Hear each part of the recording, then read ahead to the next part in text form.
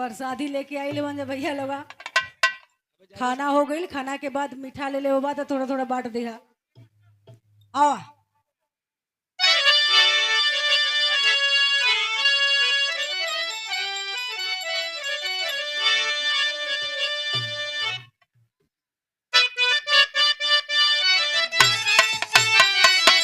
अरे जियो बहादुर।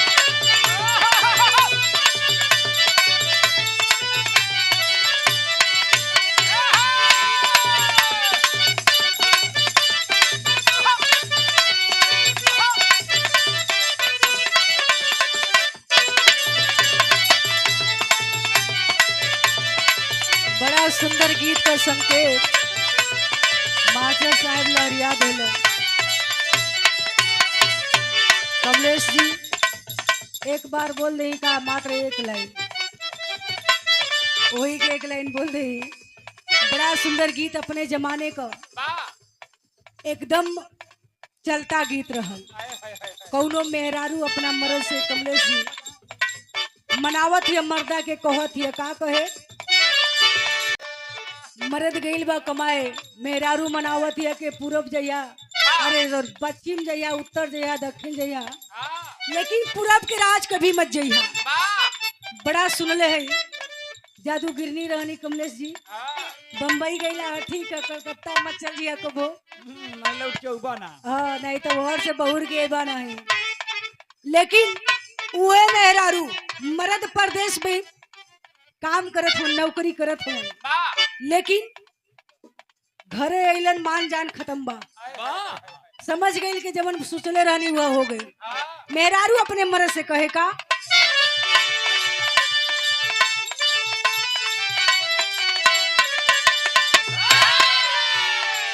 कहे कि राजा जी हो,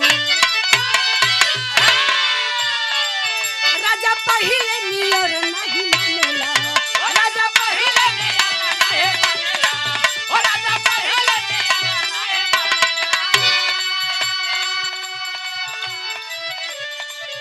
अपना मेहरी के घर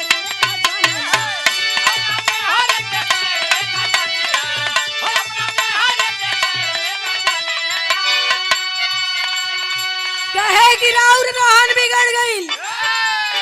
पहले जितना मान जान करत रहा अब करत नहीं हवा।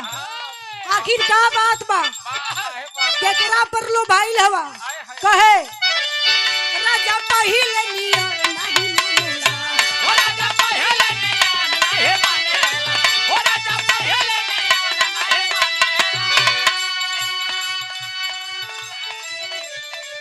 ये अपना मेहरी के घर जानेला, ओ अपना मेहरी के घर जानेला, ओ अपना मेहरी के घर जानेला। कमी भइले ये बलम तोहरा प्यार में, कमी भइले बलम तोहरा प्यार में, कमी भइले बलम तोहरा प्यार में। जीजा ये का होशियार के मानेला, ओ जीजा ये का होशियार के मानेला, ओ जीजा ये का होशियार के मानेला। मर्दा कहे काहे काहे काहे इतना परेशान बाड़ू। आखिर का कमी कैले बाड़ी अपना प्यार में जे हमार प्यार आज तो के लौकत ना हो। कहे सुना अरे सिलावट पे चूड़िया, मर्दा कहे के जीते जी करेजा पदाल डरत हूँ। कहे अरे सिलावट पे चूड़िया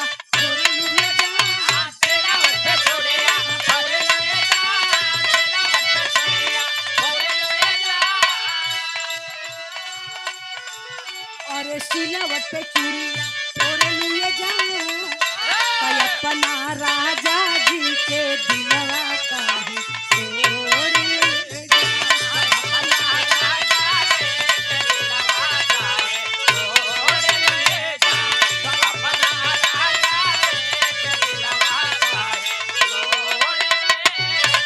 यही तो मर्द मेहरारू के बीच के बात रहल।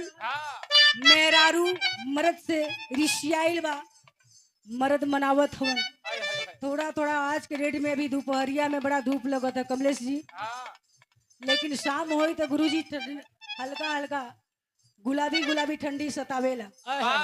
और एक गुलाबी गुलाबी ठंडी में जेकर ब्याह भइल हो उ घरे न रहो, ओकर पस प्राणी रोवत रोवत खत्म। मर्द बनावत हो वही भाव में का कहे, अरे यावा ये रानी पजरिया हो सटी के सूता सजरिया आवा ये रानी पजरिया हो साके के सूता पजरिया आवा ये रानी पजरिया हो साके के सूता पजरिया। कहे कि इतना सामान बदे खिसिया मत, जवन काबू तवन ले आई, हम इतना खर्चा से भागल ना है। अगर हमके धोखा देबू तो बुझ लिया हम संतोष पागल ना है। हम संतोष पागल ना है। यहाँ के कहत है कि हम संतोष पागल ना है। कहे अरे यावा ये रानी पजरिया हो सटी के सूता सजरिया आवा ये रानी पजरिया हो साके के सूता आवा ये रानी पजरिया हो साके के सूता पजरिया। अरे यावा ये रानी पजरिया हो सटी के सूता पजरिया हो, काहे दूर रहो तारू, काहे दूर रहो तारू, भइल कवन हानि बा, काहे दूर रहो तारू, भइल कवन हानि बा, ये बयान मुझे कमर में परेशानी बा। ऐसे कहाँ हो पावता है? अच्छा ये कौन ब्रेक मारत हो भैया? ये पावर है। अच्छा पावर ब्रेक बिराह में कब से लेके चलो तो भैया? ये पहले वाले लेके चल दिया ना ओके सर। अच्छा पहले वाला ए लोगन का इशारा कहीं और बा। ई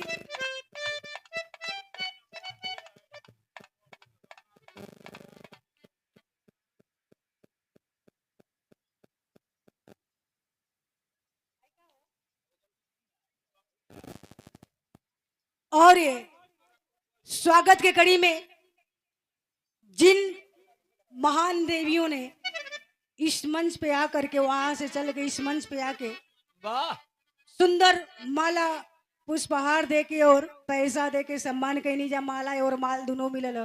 वाह नाम बा माता जी गंगा देवी,